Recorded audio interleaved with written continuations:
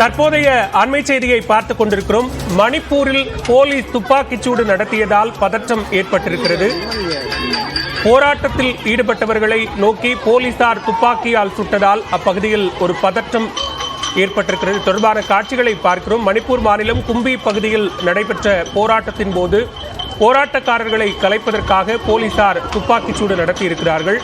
Matte சமூகத்தைச் சேர்ந்த 10 தன்னார்வலர்கள் கைது செய்யப்பட்டதை அடுத்து போராட்டம் நடைபெற்றிருக்கிறது. இந்நிலையில் போராட்டத்தில் ஈடுபட்டவர்களை நோக்கி போலீசார் துப்பாக்கியால் சுட்டதால் அங்கு பதற்றமான நிலை ஏற்பட்டிருக்கிறது. இது தொடர்பான காட்சிகளையும் அண்மை செய்தியாக பார்த்துக் கொண்டிருக்கிறோம்.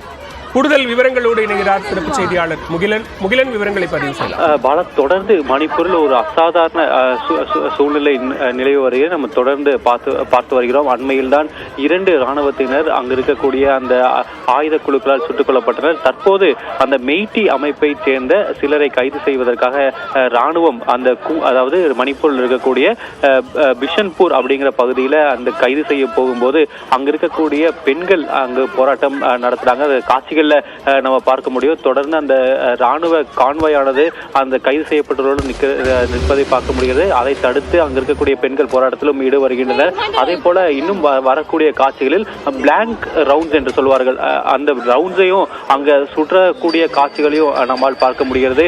அதே போல இந்த ராணுவ அந்த வாகனங்கள் செல்வதை தடுப்பதற்காக அங்கு இந்த பழைய வாகனங்கள் எல்லாம் அந்த நடுரோட்டில் இட்டு தடுக்கின்றன. அதையெல்லாம் தகர்த்து கொண்டு அந்த ராணுவ வாகனம் முன்னேறக்கூடிய காட்சிகளும் தற்போது வெளியாகி வருகிறது.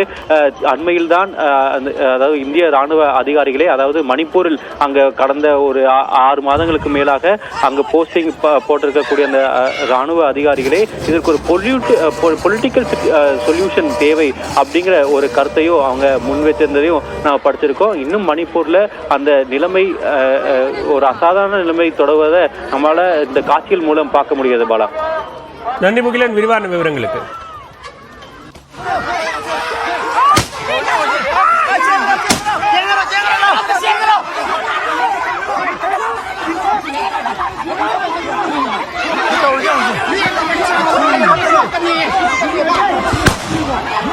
Kapo.